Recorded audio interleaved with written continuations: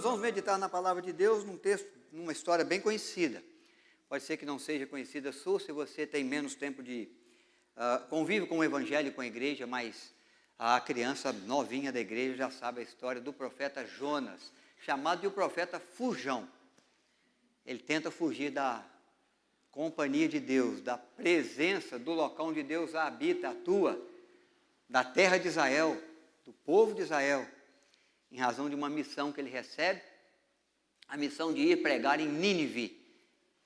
Nínive é a capital da Síria. A Síria é um povo que marcha contra Israel e que os judeus veem como inimigos. Mas Deus pede a Jonas para ir a Nínive proclamar a necessidade de arrependimento dos ninivitas. Nós vamos ler e você vai poder observar, porque a maldade, a crueldade, porque a perversão, porque todo pecado de Nínive chega até a presença de Deus e grita nos ouvidos de Deus, e Deus quer dar um basta. Deus quer tomar uma atitude, apesar dos ninivitas não ser uma nação considerada nação de Deus. Nação de Deus, nação a quem Deus se revela, junto ao Velho Testamento, no tempo antes de Cristo, é só Israel. Mas Deus vem apontar que o propósito dele é alcançar nações na terra. Nós vamos verificar essa grande verdade. O texto é um pouco longo, é o primeiro capítulo do livro de Jonas, é uma história conhecida, então eu tenho certeza que você vai poder acompanhar a leitura desse texto, relembrando essa preciosa história bíblica. Muito bem, Jonas 1. O texto já está projetado para facilitar aí a sua participação, para você acompanhar. Veio a palavra do Senhor a Jonas, filho de Amitai, dizendo: dispõe-te e vai à grande cidade de Nínive e clama contra ela, porque a sua malícia subiu até mim. Jonas se dispôs, mas para fugir da presença do Senhor para Tarsis, e tendo descido a Jope, achou um navio que ia para Tarsis. Pagou, pois, a sua passagem, embarcou nele, para ir com eles para Tarsis, para longe da presença do Senhor. Mas o Senhor lançou sobre o mar um forte vento, e fez-se no mar uma grande tempestade, e o navio estava a ponto de despedaçar. Então os marinheiros, cheios de medo, clamavam cada um ao seu Deus, e lançavam ao mar a carga que estava no navio, para o aliviarem do peso dela. Jonas, porém, havia descido para o porão, e se deitado, e dormia profundamente. Chegou-se a ele o mestre do navio, e lhe disse: que passa contigo? Agarrado no sono? Levanta-te e invoca o teu Deus. Talvez assim esse Deus se lembre de nós, para que não pereçamos. E diziam uns aos outros: vinde, lancemos sorte, para que saibamos por causa de quem nos sobreveio este mal. E lançaram sorte, e a sorte caiu sobre Jonas. Então lhe disseram: declara-nos agora, por causa de quem nos sobreveio este mal. Que ocupação é a tua? De onde vens? Qual a tua terra? De que povo és tu? E lhes respondeu: sou hebreu, temo ao Senhor, o Deus dos céus, que fez o mar e a terra. Então os homens ficaram possuídos de grande temor e lhe disseram: que é isso que fizestes? Pois sabiam os homens que ele fugia da presença do Senhor, porque lhe havia declarado. Disseram-lhe: que faremos para que o mar se nos acalme? Porque o mar se ia tornando cada vez mais tempestuoso. Respondeu-lhes: tomai-me, lançai-me no mar, o mar se aquietará, porque eu sei que por minha causa vos sobreveio esta grande tempestade. Entretanto, os homens remavam, esforçando-se para alcançar a terra, mas não podiam, porquanto o mar ia se tornando cada vez mais tempestuoso contra eles. Então clamaram ao Senhor e disseram: ah, Senhor, rogamos-te que não pereçamos por causa da vida deste homem, e não faças cair sobre nós este sangue, quanto a nós, inocente, porque tu, Senhor, fizestes como lhe aprouve. E levantaram a Jonas e o lançaram ao mar, e cessou o mar a sua fúria. Temeram, pois, estes homens em extremo ao Senhor, ofereceram sacrifícios ao Senhor e fizeram votos. Deparou o Senhor um grande peixe, para que tragasse a Jonas. Esteve Jonas 3 dias, 3 noites, no ventre do peixe. Deus acrescente graça, irmãos, ao nosso coração, na reflexão que fazemos da sua palavra. Jonas, nossa reflexão bíblica é essa, lições na tempestade. Tempestade que sobreveio a Jonas, e conforme nós já lemos, sabemos, não é uma tempestade qualquer, é uma tempestade provocada, que tem como causa o agir de Deus. Para que o profeta pudesse considerar o seu caminho, né? E obedecer a vontade de Deus, a ordem de Deus, a proposta de Deus, que era que ele fosse a Nínive, proclamar aquela cidade o arrependimento, para que Deus pudesse ser misericordioso. Jonas é um dos primeiros profetas de Israel. Ele vai profetizar no tempo do rei Jeroboão II. Ele está como profeta quando o reino de Israel já está dividido, o reino do norte e o reino do sul. Ele é profeta no reino do norte. Jeroboão II também é rei no reino do norte. Jeroboão II tem um reinado pela misericórdia e graça de Deus muito abençoado. Ele tem boas estruturas políticas e econômicas, ele tem um bom exército com boas defesas junto ao seu reinado, ele tem estratégias de crescimento, o país, a nação, como país, caminhava bem. Um bom exército que conseguia manter a paz quando ameaçada por povos vizinhos, e o país e a nação correm bem, mas Jeroboão conduz a nação num período de apostasia do Senhor, numa mistura, num sincretismo religioso, onde Israel buscava o Senhor, mas buscava outros deuses. Samaria é a capital. Há 3 locais de adoração, há 3 locais de culto que Jeroboão I até estabeleceu. Ele estabeleceu Gilgal, ele estabeleceu Berseba e ele estabeleceu também Betel. Em Betel havia 2 bezerros de ouro e havia um princípio de adoração a outros deuses dos povos vizinhos, e a intenção de Jeroboão é que o povo nunca descesse para Jerusalém, em Judá, para adorar ao Senhor, para buscar o Senhor, mas que tivesse nesses 3 centros de adoração o lugar específico para buscar o Senhor e a outros deuses e permanecer com a sua adoração, com o seu culto, junto às terras e à região de Judá. Então o povo vai cair numa idolatria, e o povo, um grupo grande do povo, vai voltar as costas para Deus, vai se envolver com deuses estranhos, mas a misericórdia de Deus está aí, e o país e a nação, ela vai caminhar, vai prosperar.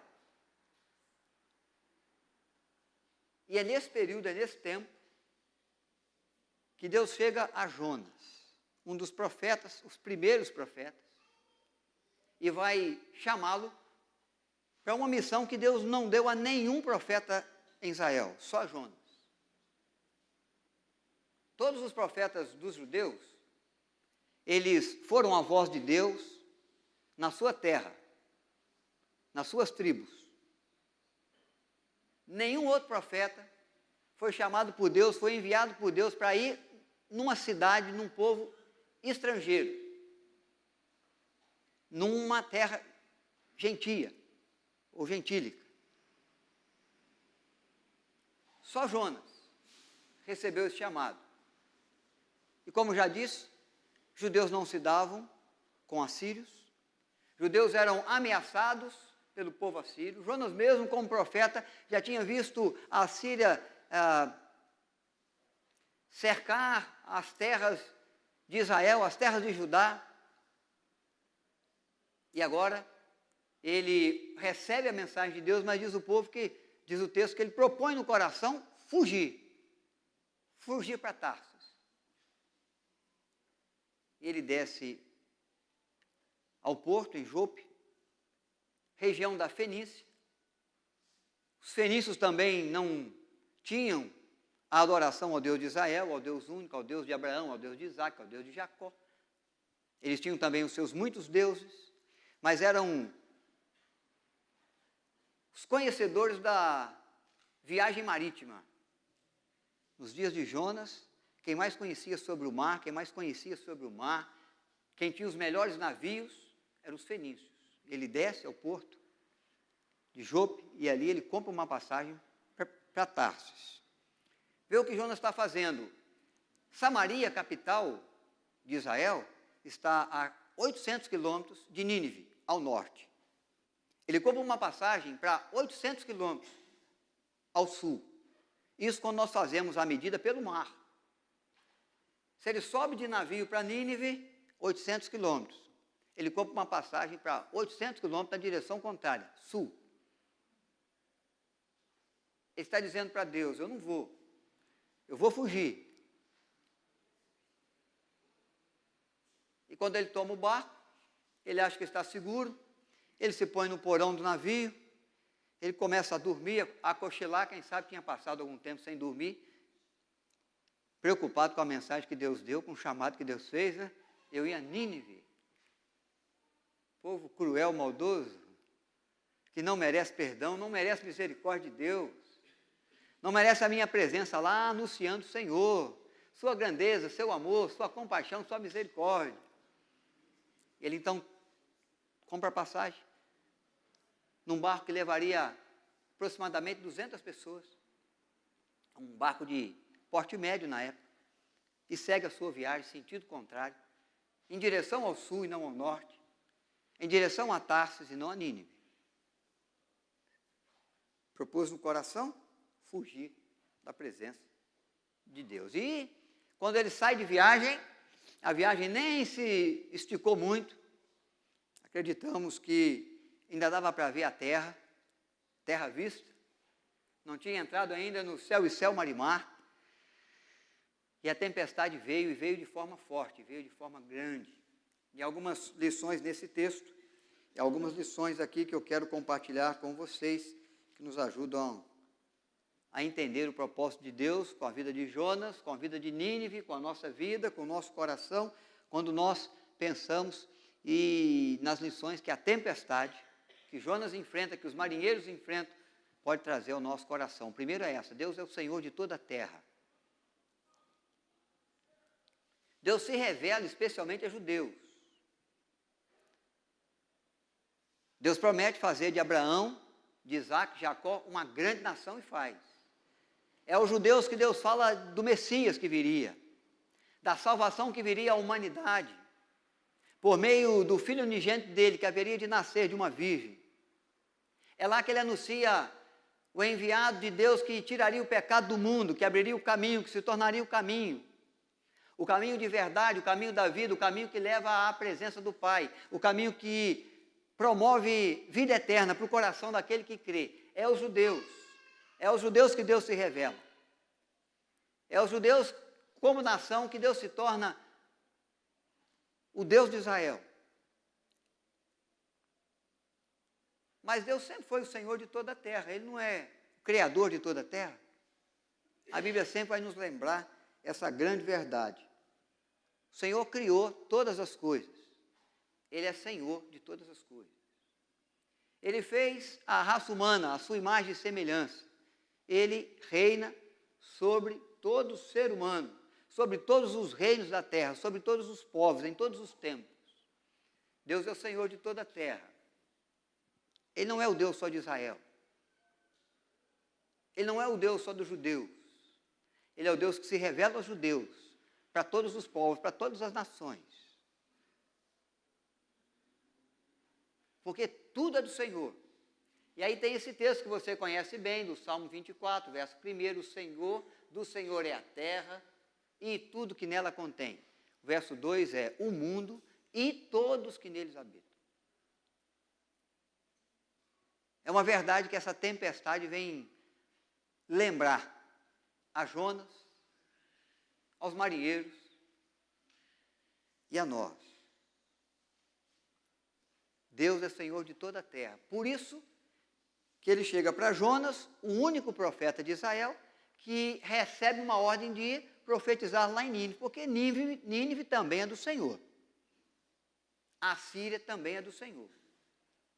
Aquela gente, aquele povo a quem o Senhor ainda não se revelou, eles não conheciam o Deus de Israel, eles tinham os seus próprios deuses, eles tinham o seu próprio princípio de culto, de adoração, eles não sabiam lá na Síria, lá em Nínive, quem era o Senhor, e que o Senhor de Israel é o Deus único e verdadeiro, e que foi Ele que do nada fez todas as coisas. Eles têm lá os seus princípios, o seu propósito de cultuar, mas Deus é Senhor de toda a terra, e Deus é Senhor de Nínive também. E é por isso que Ele toma a iniciativa, e com muita autoridade, Ele se volta para Jonas e diz: vai a Nínive e prega. E diz que os pecados deles, que a maldade deles, que a perversão do seu coração, que a iniquidade da sua alma já alcançou os meus ouvidos. E eu estou dando um basta. Fala para eles que se eles não se arrependerem, eu vou destruir toda a cidade. Eu vou aniquilar toda a gente que mora ali. Da criança maior ao ancião mais idoso. Eu não vou ter misericórdia, eu não vou ter compaixão de ninguém, a menos que eles se arrependam. Se arrependam do seu mau caminho e clame ao Senhor, o Deus de Israel, o Senhor de toda a terra, e receba então a misericórdia. Então Deus envia o profeta, porque ele é Senhor de toda a terra.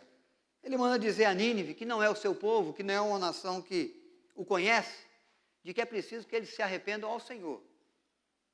Senão o Senhor vai destruí-los, vai aniquilá-los da terra. É como se Deus dissesse aos deuses adorados ali, olha, vocês são como nada. Ele passa por cima de todos e diz assim: o Senhor de Nínive sou eu, e eu vou enviar uma mensagem, e se eles não se arrependerem, eles vão ser destruídos. Só pode dizer isso quem é Senhor de toda a terra e céu.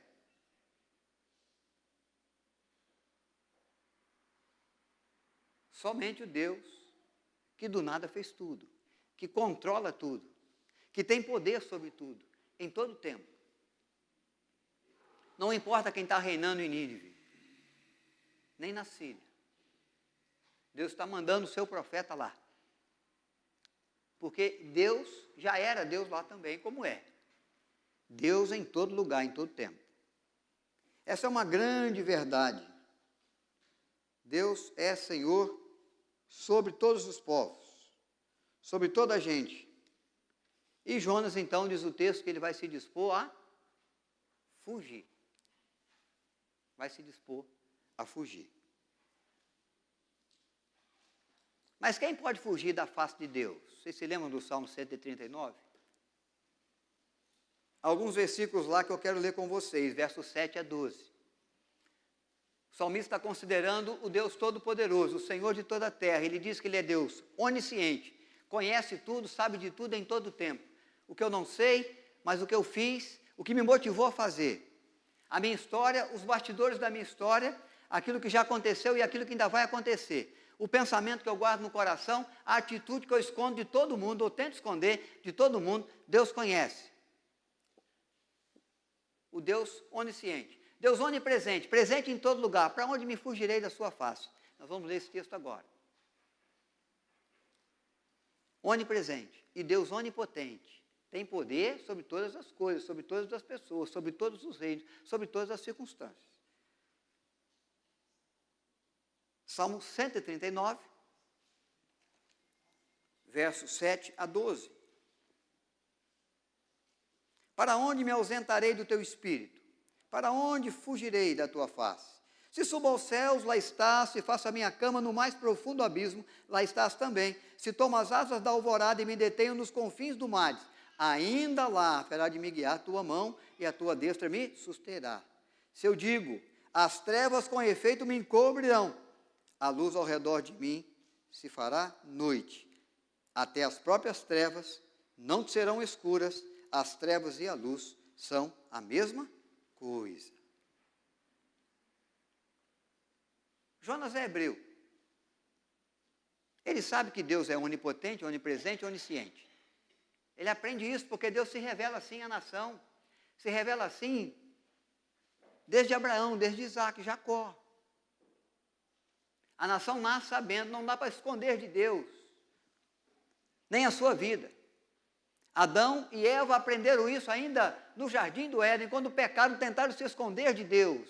Deus os chamou no jardim, diz o texto que eles temeram e se esconderam. Deus brincou com eles como quem brinca de um pique-esconde, com a criança que está atrás da cortina, com o pezinho lá de fora, se esconder, você chega na sala, você já vê que ela está atrás, você pergunta, aonde será que ele está? E ele chama por Adão e Eva. Adão, Eva, onde será, né? Como se a gente pudesse se esconder de Deus.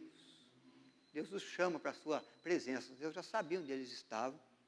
Deus sempre soube. Ninguém consegue fugir da presença de Deus. Jonas sabe disso. Ele é hebreu. Ele sabe que o Senhor é onipresente, é onisciente, é onipotente. Não tem jeito de fugir. Para onde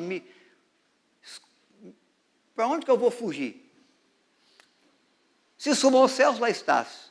Se resolvo me enfiar no porão do navio, ou num buraco um pouco mais profundo, na boca de um peixe, na profundeza do mar, ali estás também. Jonas vai fazer uma oração no ventre de um peixe, na profundeza do oceano, e Deus vai ouvir a sua prece. Deus vai usar de misericórdia em razão do seu arrependimento. Se fecha a minha porta, e ora meu Pai que está em secreto, Ele em secreto me vê e me responde. Para onde eu vou esconder de Deus?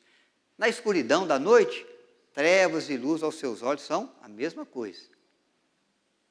Mas ele está fugindo do local onde Deus se manifesta, da terra de Israel, porque foi lá que Deus o convocou. É para exercer o seu ministério lá que Deus o estabeleceu, que Deus deu o seu chamado. E foi lá onde Deus o chamou e falou, vai a Nínive. Ele falou, eu vou fugir dessa terra aqui, onde Deus se manifesta. Quem sabe ele se esquece de mim e envia um outro profeta qualquer, um outro alguém, um outro servo.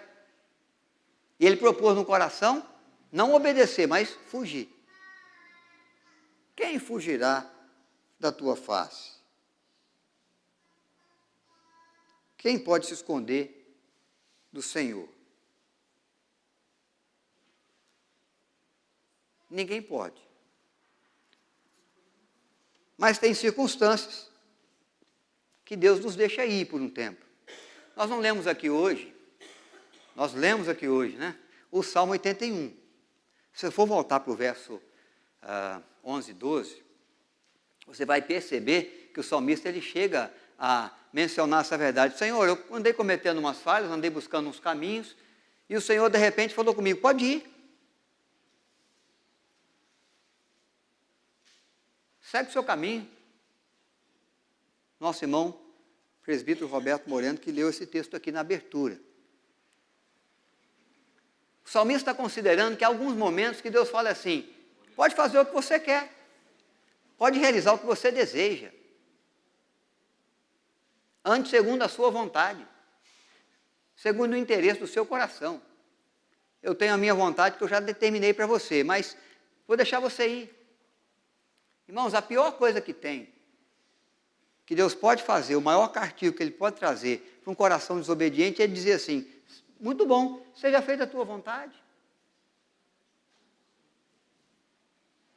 Fique entregue a si mesmo. Busque desenvolver os seus planos, os seus projetos, do jeito que você entende, do jeito que você acha que é certo.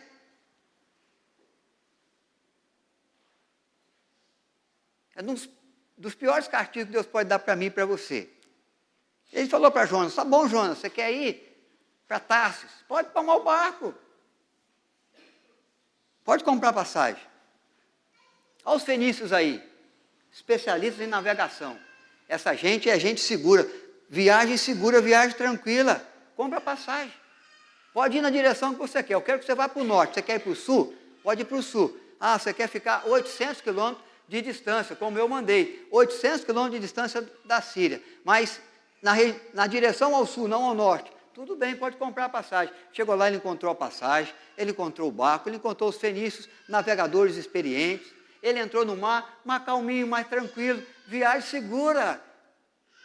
Seja feita a tua vontade, Jonas, entra no barco, desce para o porão, deita, descansa, como aquele que está dormindo o sono dos justos.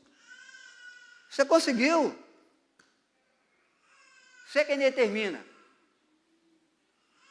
José falou hoje lá sobre o livre-arbítrio. Siga o seu livre-arbítrio aí. Se você acha que tem, segue o seu caminho. Se você acha que tem um. E ele foi, comprou, ficou tão tranquilo, o coração descansou tanto, que ele foi para o porão e dormiu. Eu acredito que ele passou algumas noites sem dormir. Por causa do chamado de Deus, por causa da ordem que Deus deu. Falou, ia Nínive, não vai dar não. Ficou incomodado, ficou perturbado, ficou aflito. Perdeu aquelas noites de sono. Encontrou uma solução. Vou tomar um navio. Vou me dirigir para Tarsus. Direção contrária, quanto mais distante de Nínive possível. Alguns acreditavam que Tarsus era o fim do mundo. Dali para frente não dava para ir lugar nenhum mais. Não se navegava mais a partir dali, porque eram mares desconhecidos. Então ele está indo para o mais distante possível, no fim do mundo, aonde ele, quem sabe, não seria achado por Deus. Quem fugirá da sua face? Entra no mar, acha que resolveu o problema, sossega o coração e a alma, desce para o porão para dormir. A tempestade vem de forma desconhecida dos marinheiros. São gente experiente, são bons navegadores, os melhores da época. Tinham os melhores barcos. Mas Deus envia uma tempestade não muito longe da terra, não muito longe do porto. A viagem mal saiu. O barco pouco deixou o porto. Os ventos fortes começam a soprar. Os marinheiros começam a perceber que não é uma tempestade comum. Tem um negócio estranho aí. Tem algo diferente aí. A coisa está muito estranha, vem muito subitamente, vem muita força. Vem de jeito a nos tombar, nós vamos naufragar, o barco vai quebrar, nós não vamos aguentar. Começa a clamar aí aos seus deuses. Cada um tinha o seu, alguns tinham 2, 3, 10, 12. Às vezes mais. Os fenícios tinham muitos deuses. Dentro do barco tinha muita gente com muitos deuses. Mas há uma coisa aqui que a gente tem que se lembrar. Quando a gente resolve tomar o caminho da gente, quando a gente quer ficar na vontade da gente, Deus às vezes fala, tá bom, seja feita a tua vontade. Deus sempre toma a atitude bondosa, misericordiosa, de vir ao nosso encontro. Já vem Deus ao encontro de Jonas com a tempestade. E aí existe uma coisa muito séria que nós conhecemos. Se Deus é por nós, quem será contra nós, né? Mas e se Ele for contra nós? Ali, no caso, Deus se levantou contra Jonas. Os bons navegadores não são capazes de dar segurança para a viagem. Os bons navegadores, os felizes, não têm condição de conduzir o navio com segurança. Eles começam a temer, eles começam a ficar amedrontados. Eles pegam a carga do navio e começam a jogar no mar. São mercadorias que marcam o lucro da viagem. E eles trabalhavam para lucrar, como todo ser humano trabalha. Eles começam a jogar o lucro deles embora, jogando fora, para tentar aliviar, para tentar ganhar uma sobrevida no mar violento. O mar vai aumentando a sua fúria, e o povo está clamando aos seus deuses, porque existe uma questão para aquele que não conhece o Deus verdadeiro. Qualquer Deus que ajudar, é ajuda bem-vinda. Clame ao seu Deus. Não importa que divindade você tem, a quem você serve, a que Deus você confia. Não importa se é a deusa Diana dos Efésios, clame, porque para quem não tem a fé no Deus Altíssimo, para quem não sabe em quem confiar de verdade, da onde vier o socorro, é bem-vindo. De qualquer princípio idólatra. O importante é que venha socorro, não é assim? E eles começam a clamar e nada acontece. Senão, aumenta a tempestade, cresce o vento, as ondas ficam mais bravias. E aí o capitão do navio desce lá embaixo, está Jonas deitado, dormindo, o sono dos justos. Tranquilo, agora eu estou seguro, agora eu estou livre da presença de Deus, agora eu estou livre da missão que Ele me confiou. achei a solução, estou indo para bem longe. E já vem Deus atrás do profeta. Eu ouvi uma expressão uma vez do reverendo Augusto Nicodemos sobre o livro de Jonas. E ele estava levantando algumas questões do livro de Jonas e ele tratava sobre a obediência do profeta desobediente, né? E o reverendo Augusto, vocês conhecem, hoje ele é pastor em Recife, e ele mencionou a seguinte coisa: no livro de Jonas, todo mundo obedece a Deus.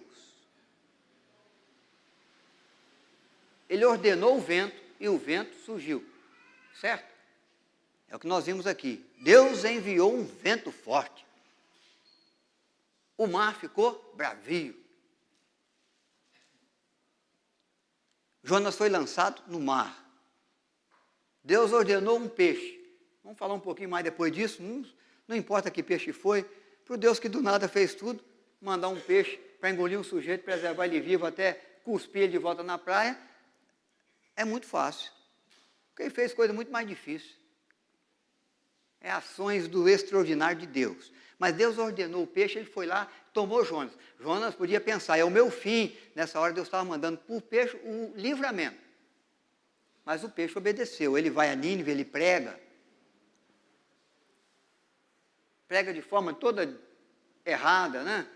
Fala o que é certo do jeito errado. Cidade para correr em 3 dias, ele corre em 1, esperando que ninguém se converta, ninguém nem tenha ouvido a mensagem. Passa um carro de som correndo aí na frente, transmitindo uma mensagem, você não ouve um burburinho e fala, o que mesmo que foi? É isso que Jonas queria, para que ninguém se arrependesse. Mas ele vai para o monte esperar a destruição. O que acontece? Deus manda uma planta. Deus faz brotar uma semente, cresce a planta, Jonas se coloca debaixo dela lá na sombra, no dia de sol quente, acha gostoso, fica lá, fala, Deus é bom demais, cuida da gente. A planta cresceu lá, a ordem de Deus, diz o texto. Deus manda um verme, uma largatinha, a largata vai e come a planta, pica a planta morre. Então a árvore obedeceu, a largata também, diz o reverendo Augusto, né? O mar, o vento, o peixe, só o crente que não. O profeta desobedece. Tudo obedece ao Senhor. Só o profeta que tinha que obedecer, que é a voz de Deus no meio do povo, não obedece. Está fugindo, ou tentando fugir da face de Deus. Quem pode fugir? Quem fugirá da face do Senhor? Os fenícios com a tempestade encontram Jonas e vão dizer para ele, clame ao seu Deus também. Quem sabe você tem um Deus diferente do nosso, porque nós estamos clamando há tempo aí e não aconteceu nada. Clame, quem sabe ele te ouça e nos livre. E nos livre dessa tempestade. Existe uma coisa que os fenícios têm convicção, essa não é uma tempestade qualquer. E Jonas então vai declarar uma grande verdade para eles. A culpa é minha. Deus me mandou para outro lugar, para Nínive. Deus quer que eu pregue lá para aquele povo malvado, perverso. Vocês sabem da fama de Nínive, ele pode ter falado com os marinheiros todos, vocês sabem. Deus é tão senhor de tudo, irmãos, da história, dos batidores da história, que até na hora de lançar a sorte, caiu para Jonas. Você gira os dados, quando os dados param, está lá o quê? Jonas, Jonas. Os judeus tinham essa questão de Urim Tumim. No Velho Testamento, isso acontecia, o sacerdote tinha uma estola sacerdotal com 12 pedras, e às vezes eles queriam descobrir um agir de Deus, uma proposta de Deus para o presente, eles jogavam as pedras, o sacerdote tinha condição de ler, Deus dava condição dele ler através daquelas pedras lá. Às vezes queriam saber alguma decisão para o futuro, eles jogavam as pedras, e aí eles descobriam qual era a vontade de Deus para o futuro. Se anima não, viu, irmão? Isso acabou lá no Velho Testamento. Mas Deus é Senhor de tudo. Até do jogo dos dados, até do jogo da sorte. Foi direitinho no Jonas, Jonas deve ter ficado pensando, virando, ó. Acho que foi para o Fred, hein? Não tem como fugir da sua face. Ele é apontado como culpado, ele conta a história, Ele fala que ele é o desobediente, ele é a causa, ele é a culpa. Mas é muito interessante a expressão de Jonas nesse texto do 1 aí. Porque eles perguntam para ele, quem você é, que Deus você serve, de onde você veio, o que você fez, qual que é a sua função. Declara-nos agora, verso 8, por causa de quem nos sobreveio este mal, qual é a tua ocupação, de onde vens, qual a terra, de que povo és? Jonas vai abrir a boca, quem sabe em intimidade, mas vai dizer assim, sou hebreu, temo ao Senhor, o Deus dos céus, que fez o mar e a terra. Normalmente a outra declaração bíblica, como que é? O Deus dos céus que fez a terra e o mar, é o contrário. Agora ele faz questão de dizer, o Deus dos céus, que fez o mar, onde nós estamos desse jeito, com essa fúria, e a terra. Os caras ficam loucos, eles falam assim, como é que você serve ao Deus do mar e quer fugir de Deus numa embarcação, num navio, exatamente no nosso? Se ele te mandou ir para um lado, você está indo para o outro, você quer fugir dele, fugir da ordem que ele te deu, entrando no mar, sendo que ele é o Deus que fez o mar. Por isso que nós estamos nisso. Por isso que nós estamos nessa tempestade. O que a gente precisa fazer para resolver? Ele fala assim, me joga na água aí e tudo se resolve. Quando você me lançar na água, vocês vão poder seguir a viagem em segurança. O texto diz que eles não fizeram de imediato, eles tentaram salvar ainda a embarcação, tá? Porque Deus veio em busca do profeta, porque não dá para desobedecer a Deus e achar que não vai haver, não vai existir nenhuma consequência. Jonas está vivendo as consequências. Ainda bem que Deus vem atrás dele, ainda bem que Deus vem atrás de nós quando a gente desobedece, não deixa a gente à mercê da nossa vontade, porque Ele sabe que a nossa vontade vai nos levar de mal a pior, vai nos levar por caminhos escorregadios, vai nos levar à queda, vai nos machucar, vai tirar de nós a eternidade, vai tirar de nós a possibilidade de estar junto com Deus, de viver com Deus, de herdar a nova vida que Ele dá. Vai trazer muitos traumas, muitos danos do pecado na nossa história, na história de muita gente à nossa volta. Então Ele vem ao nosso encontro, Ele vem atrás da gente, Ele vem atrás de Jonas. Jonas está convicto que Deus está atrás, ele fala, me joga no mar, porque Ele veio atrás de mim, não adiantou tentar fugir. Não dá para se esconder, não dá para se esquivar. Eu agora tenho que assumir a consequência. O texto diz que eles tentam, eles estão olhando a praia ainda. E eles começam a remar na direção da terra, diz o texto, porque eles estão enxergando a terra ainda. Por isso que eu falo, não é tão longe ainda. Não é ainda no alto mar, não é ainda no céu e céu marimar, onde você não avista mais terra à vista, né? A terra está ali. E como está ali, eles são bons marinheiros, falaram, não pessoal, vamos tentar, vamos ajudar esse cara, não vamos deixar que ele se perca, ele errou, ele nos colocou nessa, mas vamos tentar ajudar ele, vamos tentar salvar ele. E começa a remar, e quanto mais eles tentam levar o barco para o lado da praia, da terra, mais o barco se afasta para o mar, mais a tempestade fica brava, violenta. Aí eles desistem, falam, não dá, com esse Deus não dá. É o Deus que fez o mar. É o Senhor sobre tudo e todos, esse aí não vai dar. E aí eles tomam Jonas nas mãos, eles falam, Senhor, olha, nos perdoe. Nós vamos jogar esse cara na água, esse cara vai morrer. Com uma tempestade dessa, no mar, aqui ninguém sobrevive. Mas não quero que o Senhor cobre de nós o sangue desse rapaz. Porque se tem alguém culpado, é só ele, a gente é inocente nesse caso aí. Aí eles erguem Jonas e jogam Jonas na água. Irmãos, Deus vem atrás da gente, Deus cuida da gente, Deus sabe que o pecado, a desobediência vai gerando um caos tremendo na nossa vida. Mas Deus está trabalhando no meio do caos, para cumprir os seus propósitos. Para oferecer uma nova oportunidade. Para seguirmos no caminho que Ele, de fato, preparou. Porque esse é o caminho que nos abençoa. Esse é o caminho que nos leva à sua presença.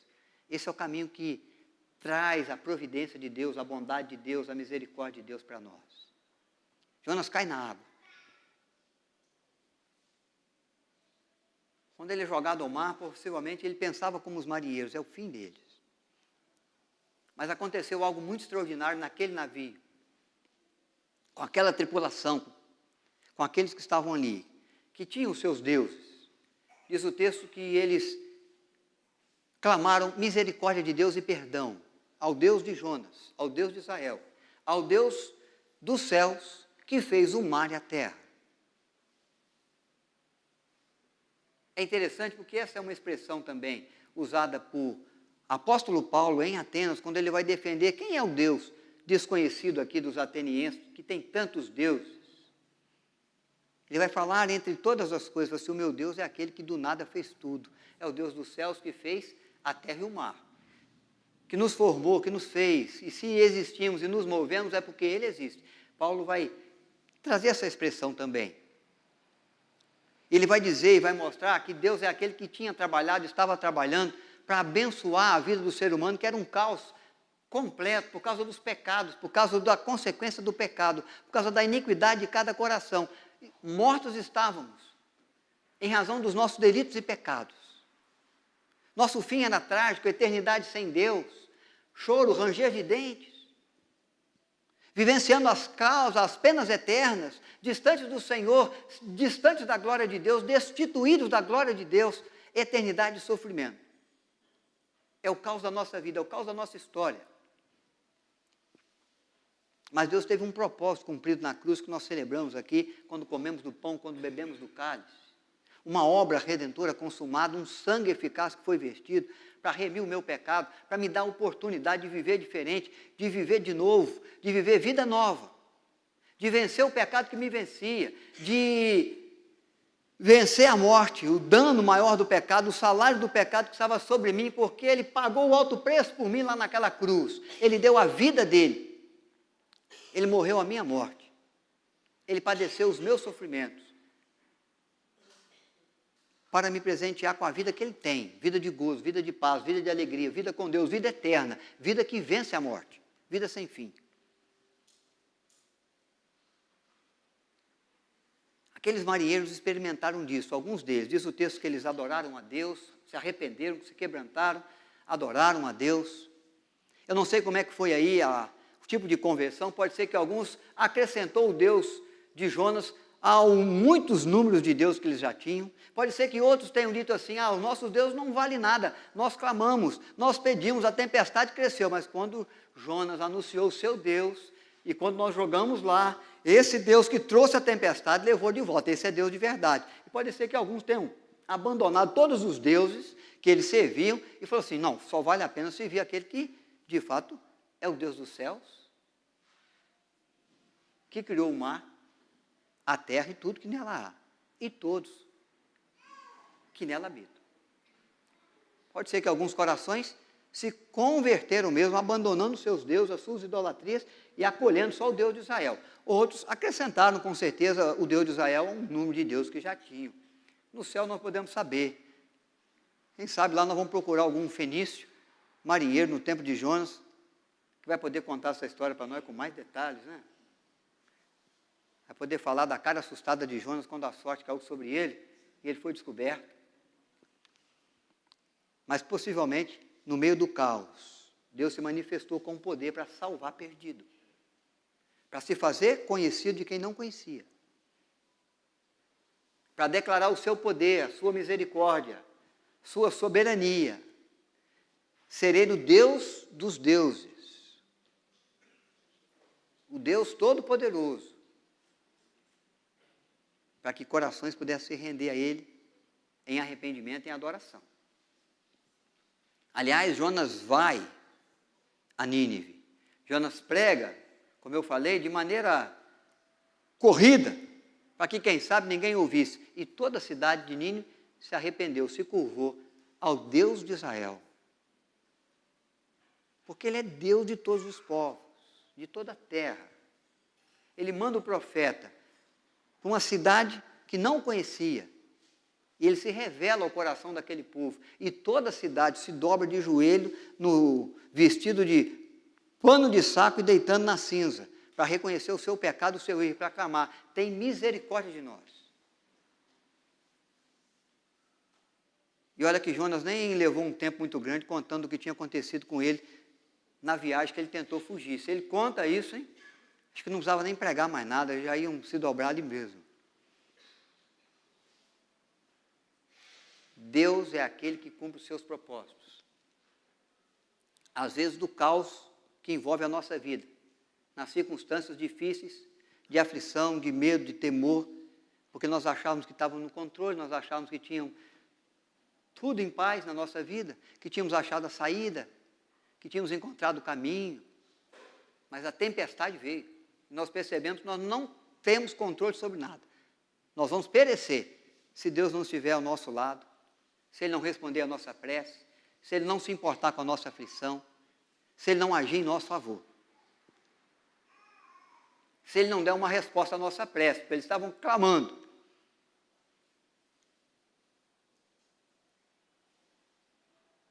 Então Deus está agindo ainda em seu favor, em favor da sua vida, da sua família, do seu país, da sua existência, da sua história, daquela história de caos lá, que está na vida do seu amigo, do seu familiar, daquela situação conflitante, difícil, dura, sem saída, parece, onde vai perecer a família, perecer o casamento, perecer os planos, os projetos, vão ser vencidos pelas tempestades, a gente pensa isso.